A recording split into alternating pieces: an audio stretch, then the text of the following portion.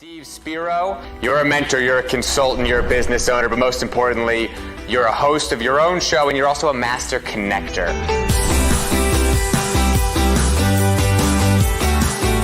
Steve Spiro is one of my idols, and I love listening to everything that he does. He's such a dynamic individual. Some of the topics I really enjoy speaking on is how to really connect, whether it be in person or through social media. I love to lead with my weaknesses. I lead with, my vulnerabilities. It's fine because I'm okay with who I am. Number two is how to go from being inward focused, self-focused, into others focused. Being willing to give and go out there and look to serve. That will attract the right things. Another one is on leveraging LinkedIn to really grow your business. You could reach a lot more people. You could broadcast a message to people that actually consented to want to know you. And then lastly, overcoming big obstacles. I love sharing. I was a shy, introverted kid, picked on, bullied, learning disabled, dyslexic, really in a dark place. I was really in a box, in a shell, and I've been able to break out of that box. And so I love being able to inspire people and really help them. So the Master Connector was born. The world is my networking event. Right? I meet people all the time. My goal is to meet 3 strangers every single day. Steve is open to meeting you. You should set up a face-to-face with Steve. One little conversation can really change your life.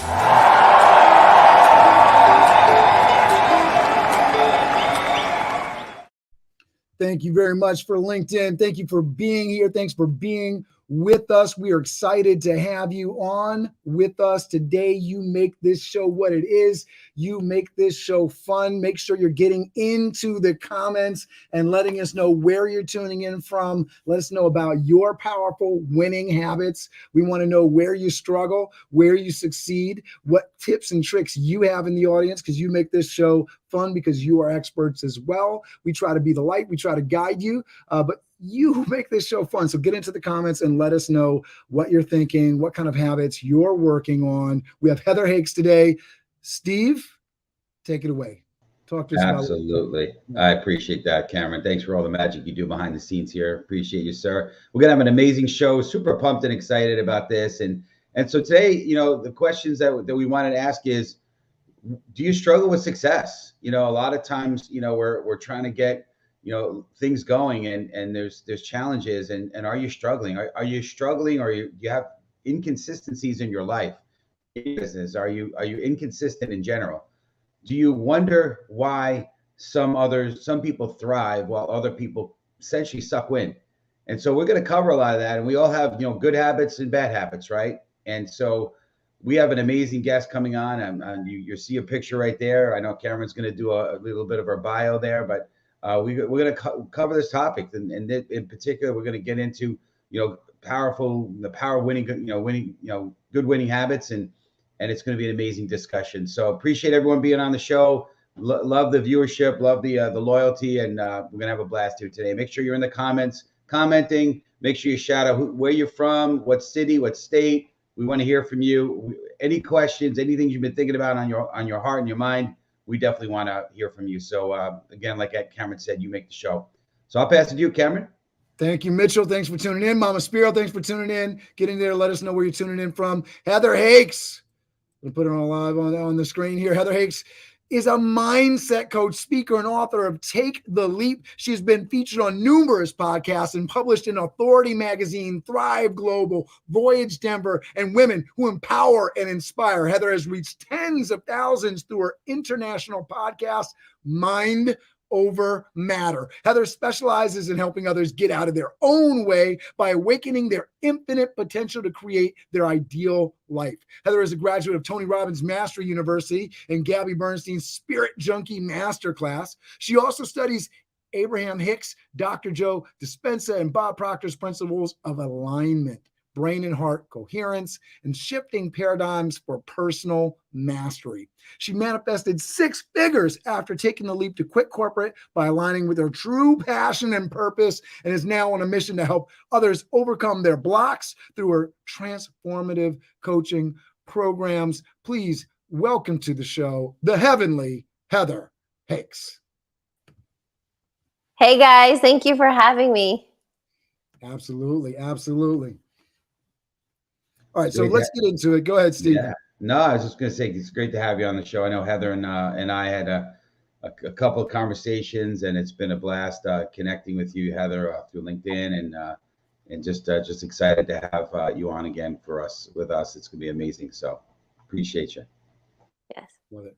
So we want to know how to get unstuck. We want to have these powerful habits, these powerful winning habits, Heather. So help us out here. What are some of the things that sort of made you think about the power of habits and why habits are so important?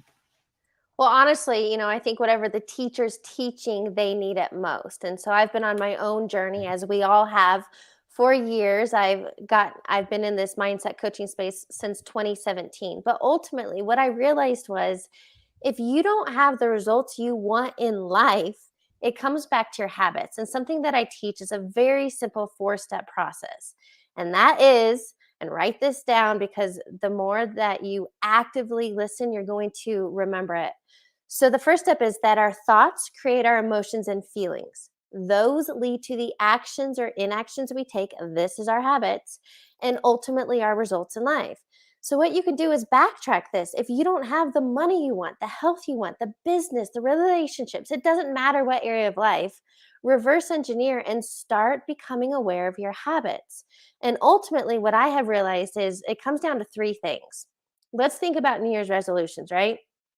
People set up these big, hairy, audacious goals, which is amazing, because you can have, be, and do anything you desire. But if you set up these big, hairy, audacious goals and you don't have a foundational belief that it's possible for you, that's your fail number 1. Fail number 2 is if you don't even have clarity and you want, let's say you want to lose weight. Well, how much do you want to lose? Is it 5 pounds? Is it a specific dress size?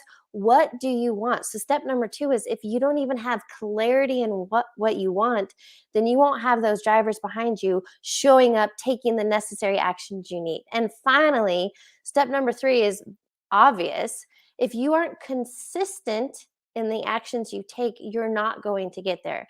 Kind of like going to the gym and doing bicep curls. You don't do them once and you're set for life. This is about a lifestyle. This is about being consistent, creating good habits and repetition. So that's the big thing. Belief, clarity, consistency. Love that. Love that. Belief, clarity, consistency. I love it. I love it. I love it. And so we got some talking points here to kind of go through and run through with you. You gave those to us. Mindset is everything. And I think you just touched on that. I don't know if you want to go deeper into it, but I love that belief, right? The consistency. You talk about you can have, be, do anything you desire. Yes. You want me to expand on that? Sure. Okay, so ultimately here, we are the creators of our life. And I think a lot of people are still asleep, going through life on autopilot. And I understand this because I've been there, I did it. But when you understand how powerful you really truly are, because think about this, right? The kingdom is within. So everything is already inside of us. Everything you need to have, be, and do what you want in your life, to have that house, the mansion, the money, the travels, it's accessible to you. But until you understand the power of your mind, like that thought cycle I just shared, your thoughts are creating your reality. And if you are living life unconscious and on autopilot and going through life's motions, it's very predictable. And so you aren't being a conscious creator. You're living life by default. So I help people shift that, take back control of their life, get in the driver's seat, and create your life by design. I love that. Love that. I love that. That's great stuff. So you said something about mindset is everything, and you're kind of touching on it, but can you expand a little bit on what that means? I mean, I know what it means for me. Okay. I mean, I think mindset is 100%, right? It's mindset is, I heard you wake up in the action mode. Your attitude is a decision, what you make of it, right? When we went in the green room before we started, I think you said something, Heather, and I already forgot what you said, but you said something when we got in here. Do you remember what you said?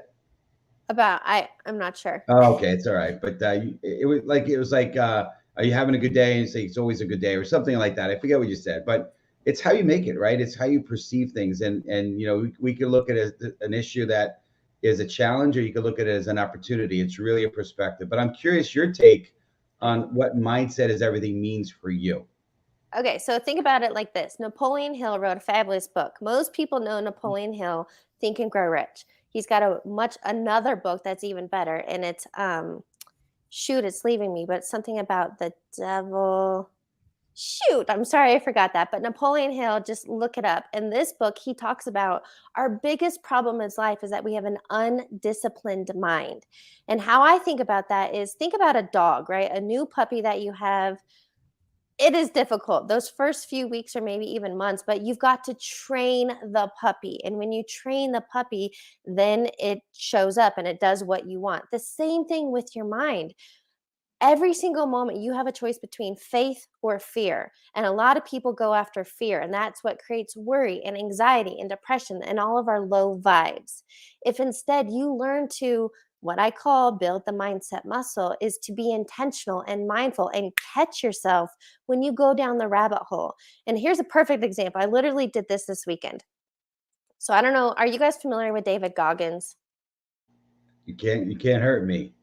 Okay, so his book, You Can't Hurt Absolutely. Me. So David Goggins, the reason I respect this man, and he is a mindset of steel. He is a former Navy SEAL. He has done some incredible physical feats because he has created belief, perseverance, and consistency, and he gets shit done. So this past weekend, I did his 4x4x48 challenge. It's insane. You run 4 miles every 4 hours for 48 hours, which will equal 48 miles.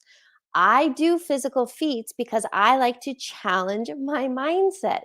And even doing these, so I was sleep deprived 100%. I'm sore. I had that negative self talk. And I remember one of my runs, I had to discipline my mind. So I could have gone down that rabbit hole. I can't do this. It's too hard. I quit. I don't want to. And I know I'm better than that. And so are you. And so what I did is during that, you have to change your focus. And I started literally out loud because I don't care. I said affirmative statements. I said, I am a lion. I am strong. I am powerful. I am a finisher. But that was disciplining my mind and becoming aware before I went down the rabbit hole. Absolutely. That's awesome. I'm just I showing love the that. book by David Goggins, and then I think the book you were talking about from Napoleon Hill Thank you. was That's a Outwitting great the book Devil. too. Yeah. Great Audible book on that one. You know me and my Audibles. But yeah, you said a lot of great things there, Heather. And the one that, I mean, first of all, the Goggins story, if you get a chance to read it, just you're gonna probably need to take a shower right after, because he's got big time potty mouth. I mean, it's he drops the F-bomb every minute, but it's all right because Yeah. it's great and he gets the point across. And I wasn't offended because I understand where he's coming from, but amazing story.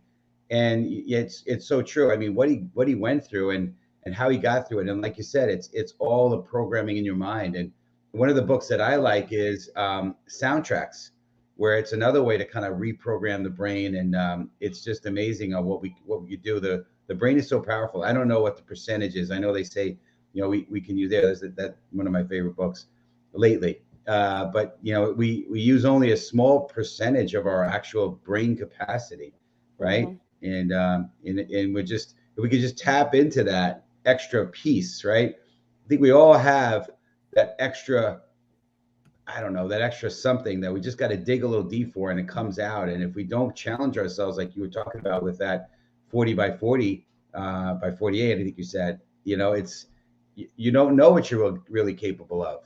I Yeah. also love what you said about fear and perception of fear or faith, big time. You know, if you go into something knowing, having the faith, not religious faith, right, Heather, but it's the faith of knowing, right? What's faith, right? It's the substance of things can't see, that not seen, and the hope of things that, you know, the things hoped for, right? I'm botching it a little bit, but that's what it is, right? And basically but the fear, right? That cliche, right? False evidence appearing real, and it's not Yeah. really, it's not real for us, but we make it real because we just allow it to just occupy space in our brain. So we could just live in that faith zone and just live in that what's going to be okay. It's going to be, it's good. It's all going to work out versus, oh, what if it doesn't work out?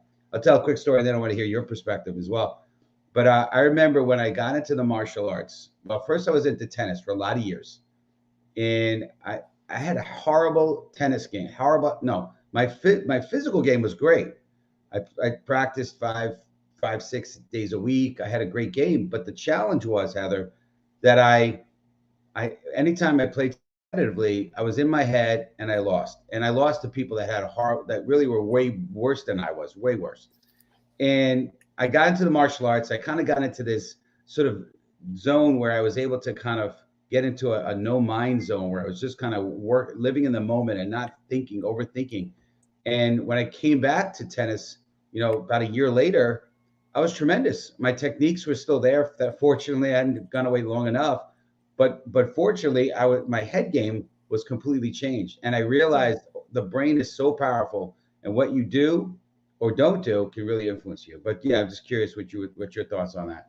Okay, so you noted on two things I think are extremely important to highlight: presence and overthinking. And I experience this when I go golfing. So for example, on Friday, just a couple of days ago, I went and played 18 holes. And I don't keep score because for me, golf is fun. And if I'm keeping score, then that's when you get really self-critical and in your head. But anyway, so the last few years that I've played golf, it's very fascinating to me. So if I pay attention to the other golfers' mindset and self-talk and presence, it is either going to make or break their game. And what I mean by that is they're beating themselves up from the last stroke. They're going to mess up this stroke. And so what I do is it's like, all right, if I shanked that one, whatever, I'm here right now in this moment on this stroke. And so you're right, presence and overthinking. I mean, we can think of this of any athlete in any sport, right? MLB, especially guys that go into slumps. Peter Crone, if you guys haven't heard of him, he's pretty cool. He calls himself the mindset architect. And Peter Crone is based in LA, works with a lot of professional baseball players. And that's what he talks about. When you get into your head and you're beating yourself up, that's how you go down the rabbit hole and create this momentum of not getting what you want. Same thing with people in sales, right? A no is just I call rejection redirection. So a no just means, all right, go in another direction. Keep going until you get that yes. That's great. That's awesome. One of the questions we want to ask you was how to get unstuck, and you're kind of preempting that with some great points on that. I love that rejection is redirection. I love that. I'm gonna steal that. Maybe I'll give you credit one time, and then the rest of the times I won't. That's awesome. I'm really interested in what are the daily habits, right? What are the daily habits that people need to practice in order to have this mindset clarity? Well, here's the good news. There is not one way to do this. There's so many books out there, Miracle Morning and Habits. And what I've done is I take away all these different teachings from mentors and I figured out what works for me. So what works for me is those first few minutes in the morning. If you are mindful and intentional, AKA being proactive with your day, then you don't spend the rest of the day being reactive. So I think that's key. But for me in the morning, what's important is movement, meditation. This is the mindfulness, hydration, taking care of me. It is really that self-care, me getting in the right headspace so I can show up and serve, create content, do these interviews the rest of the day. I love that. I think, and we hear it time and time again, don't we, Steve? Just how Atomic Habits is a great one. Another one is the 5 a.m. Club. There's so many good books on setting the day off right. Yeah. And we've talked about this on the show a few times, how the morning ritual, morning routine is so critical. I mean, mine starts with prayer, meditation, reading. I go on and on, stretching, exercise. It's great, and I feel so amazing. I'm fortunate to be mentoring a young lady, and we were speaking today. She was like on cloud 11. I spoke to her like at 9 this morning. She's like, I got up at 4. Which is not normal. She was like sleeping till 9:30. I got up at 4 and I got so much accomplished. I did this, I did that. And you know what? There's such a power in that. Yeah. I know, Cameron, you were getting up with Lynn Rowe, right? Doing that. What did you guys call it? So this is the deal, right? And this is the part of the habit thing that I struggle with. And maybe you can help with this, Heather, and for folks that are going through the similar struggles. I know when I get up at 4:30 in the morning, 4:45 a.m. after I hit the snooze button, which I did a show with Glenn Lundy, and he's like, "Don't hit that snooze button." And I haven't quite gotten to that point when the alarm goes off to not hit the snooze button. It's too handy there, and I still hit it. But 4:30, 4:45 a.m. I am up. So Monday and Tuesday this week, I was up. 5 a.m. I'm in my 5 a.m. club, right? There's another title of another book out there. I'm in my 5 a.m. club with Lynn Rowe. 5:30-ish, I'm out the door with me and my wife. We go to the gym. We get our workout in. We get back. We're into the routine with the kids, life necessities, right? Putting things together, getting things in place, shower, get to the desk by 9. That is an ideal morning for me. I know that that's when I function clear, getting that physical activity in. I've had time to get an Audible book in the workout. I've gotten some time to be grateful. This morning, when I went to bed, probably a little too late last night. There was around 12-ish, right, when I went to bed. And so this morning, I slept through the alarm. And so there's the habit. And I know part of the secret is not letting one setback get to you, but it can be so challenging because you're trying to do the right thing. You know what the right thing is, but yet something happens. So what do you tell people, Heather, that are dealing with these challenges? They start putting these good habits into place, but they meet these challenges. What do you tell people? Okay, let's start at number 1. First of all, you're right. If you hit the snooze button, you're already procrastinating the first action of your day. So don't hit the snooze button. Get out of that habit. I used to hit the snooze button 2 or 3 times and drag myself out of bed and go to work because I hated my job.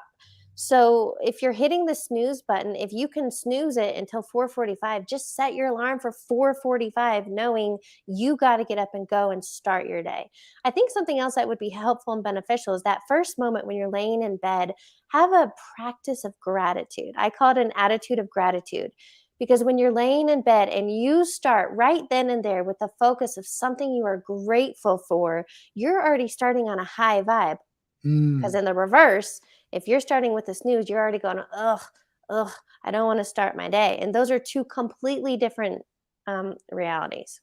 Well, let me say this. I think this was worth the price of admission right there, Heather, because now I got myself a new habit to start. I got to figure out, I got to tie a string around my finger or something to remind my groggy AF persona in the morning hours to focus on that and remember to do it. But I think that is a strong way to start the day. So thank you for that. Heather, I know Cameron was mentioning the book, Atomic Habits, and it's a great book. And in that book, they talk about habit stacking.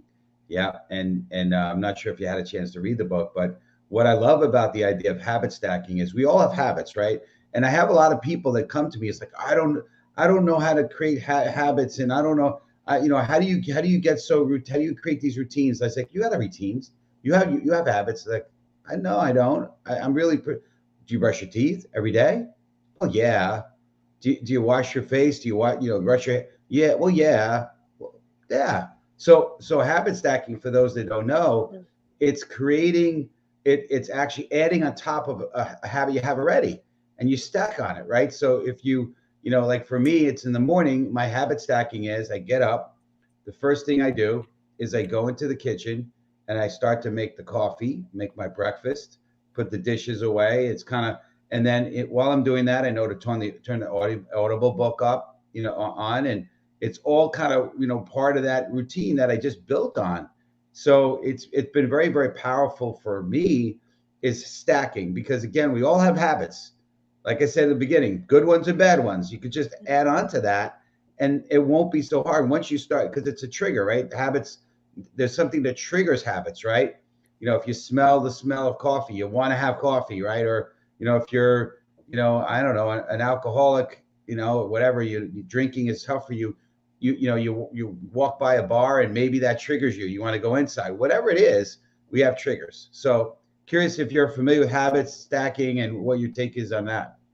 So I actually have that book. I have not read it. And I think what's important, I love this idea, is just to be 1% better every single day. Let's think about New Year's resolutions, right? People want to create new habits. Most of the time, it has to do with health. Maybe it's money, whatever it may be. But you set out these big, hairy, audacious goals and you want to lose 60 pounds. Well, you're not going to lose 60 pounds overnight. You didn't gain 60 pounds overnight. But if you are 1% better every single day, let's say somebody wants to get into a meditation practice and they're like, all right, I'm going to meditate for an hour every single day, but they've never meditated in their life. Start small. Start with, okay, I'm going to start today. I'm going to meditate for 5 minutes today. And then celebrate your small wins. For those that like ticking check boxes, have a kill list. I forget who started that one, but have a kill list or your day's task and check it off, because checking it off is also planting and rewiring. You had follow through. You did the thing that you said you were going to do. So start small, 1% better every single day. I love that. And Steve actually inspired me, because we were having a conversation about push-ups the other day. And Steve said, how many push-ups are you up to a day, Steve? I could do a lot more actually, but I'm at 160. I just the time to do them all. All right, I do so, 160. so Steve's saying 160 now. I don't know what the number was before, but it was something ridiculous like 160. And I was like, what? And so, me and my 20 push-ups, right? I was like, all right, man, I gotta up my game just a little bit. And he was telling me, and he was giving me the advice, just add one every day. And so I've been doing that, and I'm proud to say I did 31 today. Way to go, sir. That's awesome. Yes, good job. And remember, we have to celebrate along the way, because if we just brush it off, then that's not anchoring, oh, I can do it. And then you're going to want to show up tomorrow. Yeah, absolutely. So true. I remember hearing it might have been on the Habits, Atomic Habits book, and great read, Heather. Although you could write multiple books on this topic, I know. But the story I heard on the book was that there was this lady that wanted to, actually it's on the book, The Compound Effect. That's what it is. Darren Hardy, great book, by the way. Compound Effect, Darren Hardy. But he talked about how there was this lady in his office who wanted to lose weight. And so his recommendation was, and she wanted to eventually run a marathon. So he knew, like you said, Heather, 60 miles, whatever, that's not realistic, or 60 pounds, not realistic. But his suggestion was walk around the block 3 times or whatever it was every day. And then she did that. And then she built on that. And by the time the year was over, she ran a marathon. And it was just little by little, just adding on like you said, 1% every day, right? I mean, theoretically, right? I don't know if the math is right on this, but 1% every day is 365% better, right? And I don't know. There's probably a compound effect there, so it's probably way more than 365%. But you get the idea, right? It's pretty amazing. Yeah. Yeah. I was curious, unless you have something else you want to add, but I was going to ask you something else related to that, if you don't mind. Oh, go ahead. So you obviously, habits are very important in your life. I'm curious, what are some of your power habits, and what do they look like, in your day? You kind of alluded to it, maybe your morning routine. Is it mostly morning, or is it throughout the whole day? What are those power habits for you? So I stack my day. I start with it in the morning, that morning meditation, the movement, getting in the right headspace. I'm listening to podcasts or YouTube when I'm at the gym, remembering. I listen to them when I'm getting ready. I go on my day and I end my day again. Some people like to kind of look and write out, map their day. I also like to do another meditation. This is before bed, because this is a whole nother show, but we could talk about brainwaves. And when you're moving from beta to alpha to theta, as you're going to sleep, kind of in that sleepy state, and I'm listening to this meditation or watching my mind movie, that is the very last thing on my mind that I will go to sleep with. And that's what's going to implant in your subconscious. And that's what creates your external reality. That's perfect, because I'm not sure if we're ready to jump to that, but that was going to be one of the other questions, which is, how do you reprogram the subconscious mind? And I know that, and my take, and I'll tell you my take, and then I'd like to hear yours. My take being, the tongue is extremely powerful, and what you speak, you're speaking, and you're reprogramming the brain from the inner ear versus the outer ear, and the brain kind of hears it differently, and it goes into the back of the brain, the subconscious brain versus the conscious brain. And so what you're speaking and what you're hearing obviously makes a difference. Certainly what you're hearing also could change it, but the most powerful being the subconscious brain, through the tongue and through what you're saying going in through the subconscious brain. And I love what you said about, and I'm not a scientist, and don't have that kind of brain, the theta, the beta, all that stuff. That's fascinating to me. Although, but I love what you said. But I'm just curious what your thoughts are on reprogramming, and you kind of alluded to it somewhat a little bit here. But if you could expand on that, that'd be amazing. Sure. At a very high level, because this goes into some quantum physics stuff, but Dr. Bruce Lipton is huge on this and he makes it fun and light. He's such a good teacher. But ultimately, if you think of this, because I'm very visual, think of an iceberg. The tip of the iceberg is our conscious mind. And that's only 5% of the picture. The subconscious is the 95%.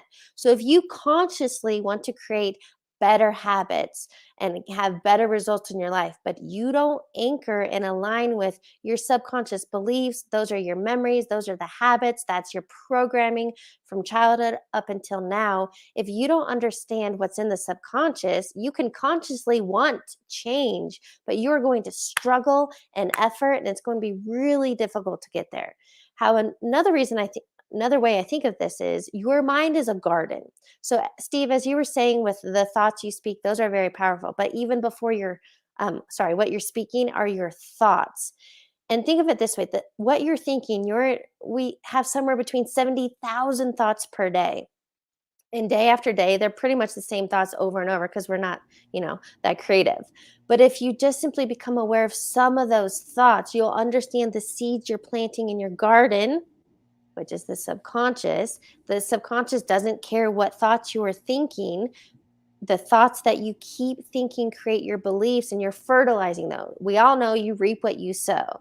So ultimately, if you want to change these habits and you realize you're struggling, efforting, coming up against the wall, you will understand that there's a subconscious program that does not align with that conscious desire. That's great stuff. I've heard it said this is that subconscious brain can't take a joke. Whatever it hears, it thinks is true, right? Whatever it's seeing, whatever it's hearing on the subconscious level, it just believes. And it's at some point, if you're programming it or you're seeing it, like that's the power of having a dream board, a vision board, right? Where you're looking at these things and you're like, your subconscious brain is saying, yeah, well, why don't we have that boat yet? I mean, we're supposed to have that boat. It's just in there, right? And that's the power of the subconscious. It's that it doesn't understand real versus imagined, right? It's to the subconscious mind, it's the same. We talked about it before, and just that moment of catching yourself between saying I have to and I get to, right? Yeah. The things that we choose to sort of think about, the things that we do, and making sure that our verbal habits are in line with our goals, where we want to go in life, connecting right now to where we want to be when we speak, with what we do, with how we behave, with what we eat, with how we exercise, because it all plays into a part of the game, into the winning mindset, right, Heather? I love that piece of it. We're getting close here to the end of the show, and I know that you have a free giveaway for folks. I wanted you to have a chance to talk about that, Heather, and also how you would love people to get in touch with you to give folks help, whether it's the golf swing, whether it's being more productive in their day, whether just they want to get some clarity and consistency in their life. Well, thank you for that. Yeah, as I was just talking about this whole idea of reprogramming your subconscious mind, you can get a free video training on my website, heatherhakes.com. That's also a great place to connect with me on my YouTube channel, my podcast, and all the social platforms, just heatherhakes.com. Love it. And so they should connect with you there. And what's one thing, if somebody's just like, man, this is all challenging, what's one thing that somebody should start with today? Okay, I would give one key takeaway is to create clarity. What is it that you do want? This is something I have. It's called a massive action plan. If you, right in the center, you get clear on what you want, and then you go 10 layers deep why you want this thing, Those will be your drivers, the anchors for you to show up even when on the days you don't feel like it. So figure out what it is you want and why you want it. Go 10 layers deep. Love it. Love it. I'm just going to throw that on the screen. Clarity. That is our word for the day. Get clear. And at this time in our show, we get real clear on one thing, and that's what we go out and we're going to crush it. Steve, lead us out here. Yeah, I just want to say one thing. Listen, Heather, this is awesome. I mean, anyone that listened to this, I'm sure was extremely blessed. If you're watching this on the replay, put down hashtag replay so we know you got to watch this and share it out to community. It's amazing content. Make sure to connect with Heather. It's phenomenal. Make sure we come back next week. Next week at Camera, we have a pretty amazing another amazing panelist, right? Holly Aviola, right? On authentic energy. It's going to be a pretty amazing show, so don't miss that. Next week, same bad time, same bad channel, 1 p.m. Eastern on Wednesday. It's going to be amazing. But listen, Heather said it well. We have the ability. We have all that it takes within us. You could do it. Start 1% at a time. Don't beat yourself up and go out, like Cameron said, go out and crush it. Crush the day. Crush this week and be the light for the world, because the world's hurting right now. Yep. It starts in your brain, starts in your heart, moves up to your brain, and then beam that light out to the rest of the world. We need it.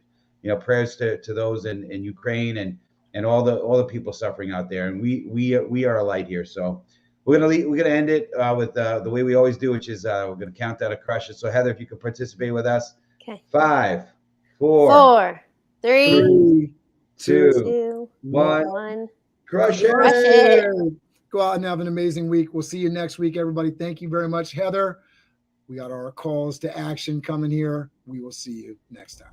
Thank you for watching the show. I have two, count them, 1, 2 big call to actions for you. Number one, if you haven't clicked on the bell on Steve Spiro, the Master Connectors profile, go to that bell, hit it so you never miss this live show and post from Steve Spiro. And then the second big request is if you're interested in learning from Steve Spiro, the Master Connector, and myself, Cameron Toth, host of BizDev Live and the co-host of this show, June 7th and 8th, we are conducting a workshop. We got a lot going on. And for anybody that gets in early, I know you don't know the cost, you don't know all the details. June 7th and 8th, you just got a date. It's going to be a virtual conference, but we got a lot coming into it. If you're interested in being a part of that, take a leap, get into Steve Spiro's DMs, hit him with hashtag workshop. We got some extras coming your way, whether or not you register for the conference at all. We just want to see if you're interested. So let us know that, and we look forward to seeing you next week.